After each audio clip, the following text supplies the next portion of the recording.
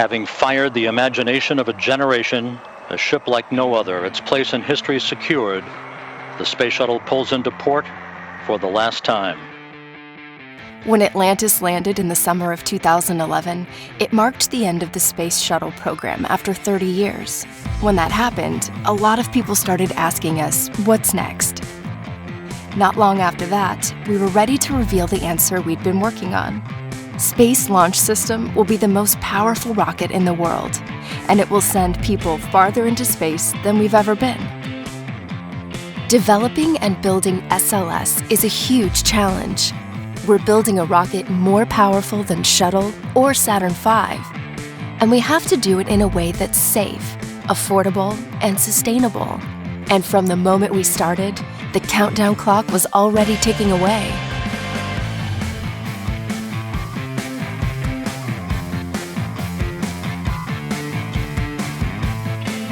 The first year is about locking down the basic design.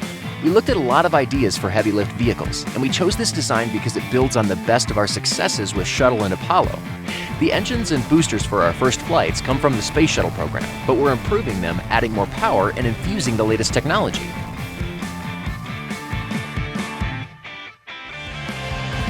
With the design lockdown, you can see things starting to get more real.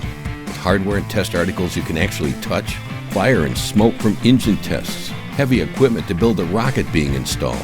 And 2 years in is the formal review that authorizes us to move out of the formulation stage and into implementation. To put it more simply, at that point, we're officially ready to go build. In 2014, the Orion capsule is getting an early flight test on a Delta rocket. The flight includes some of our components, so we're getting some great data from the test. In this business, there's nothing like getting to see something you worked on actually fly.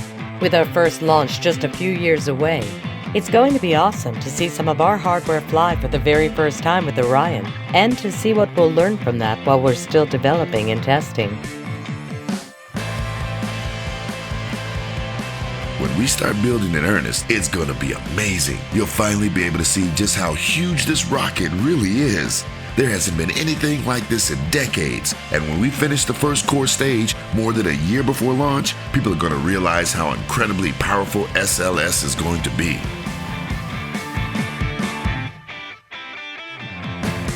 A lot of people think we can just build the rocket, put it on the pad, and fly it. They don't realize how much testing we have to do. During Apollo, they flew several unmanned test flights before they put astronauts on the rocket. We have one test flight before we fly people, so we have to make sure we get it right the first time. SLS will provide a new capability for exploration for the nation, and it really is going to take the efforts of thousands of Americans working as a team with NASA to build something like this.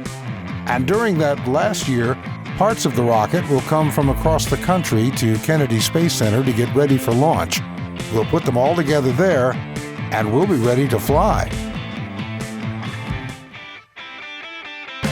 7, 6, 5, 3, 2, 1, 0.